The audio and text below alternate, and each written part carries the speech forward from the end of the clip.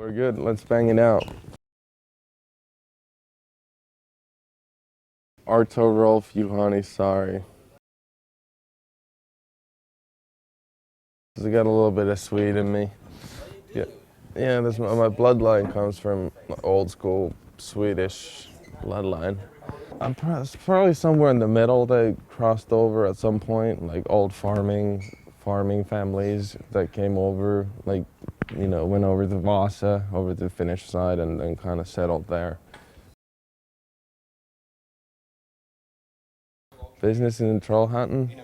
Well, I don't know. We're trying to make some business happen here, which didn't happen yesterday. We're trying to find some street spots, but we really came to a conclusion that there isn't a single place to skate.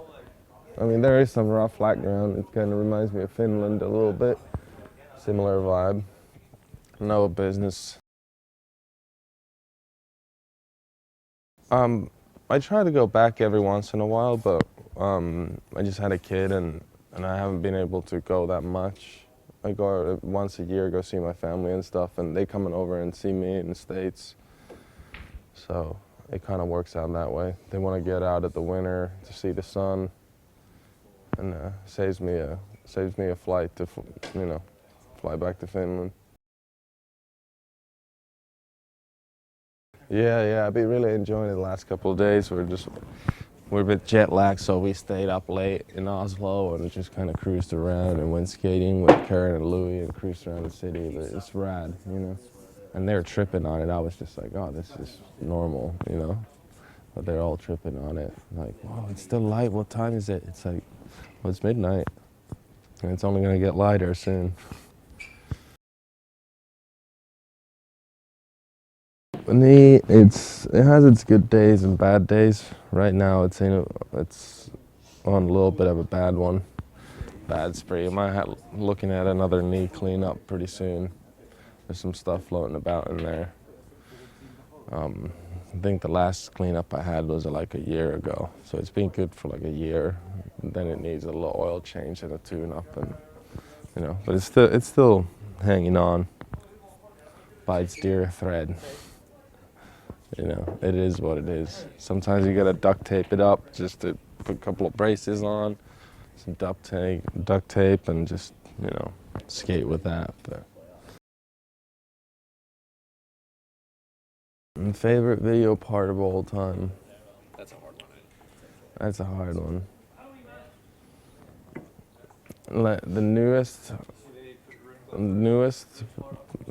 favorite part, kind of in this era, is probably David Gonzalez part in Flip Extremely Sorry. That was pretty. I think, like in this like late, you know, first decade of 2000, I think that's gonna be remembered.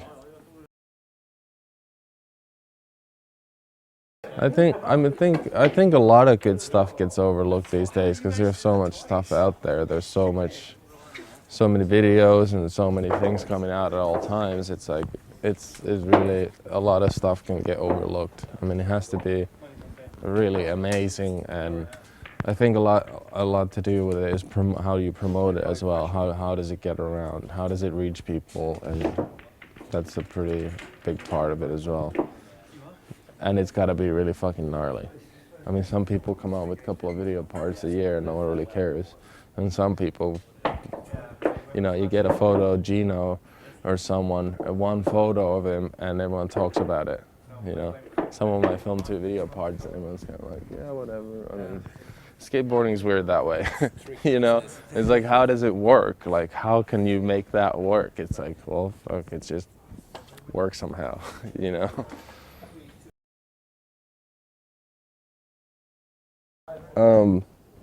They've all been a little different. I mean, I haven't had that many parts really, but I mean the S video and the first flip video and the alien. Yeah, teens control video. That's a good part. Yeah. Oh yeah, I forgot about that. Yeah, I don't know how many people have seen that. Maybe you can find it. I'll post it. Yeah, I think you can find it on the internet now somewhere. Old Finnish clip.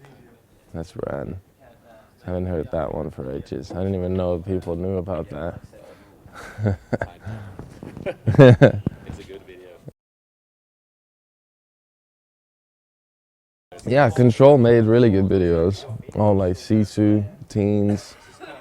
There's a bunch of good videos they made. That whole crew from that era, from Helsinki and stuff. They're really fucking good.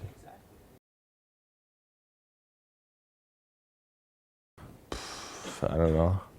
I think I haven't worn yellow ever since I saw Andy Mackey wearing a yellow helmet. I think I tried to stay away from yellow. I think I might be guilty of wearing that on occasion. That's probably Deacon's fault. It's probably his color choice of flip tees. I think there was some couple of yellows there. Green and yellow. We'll leave that be.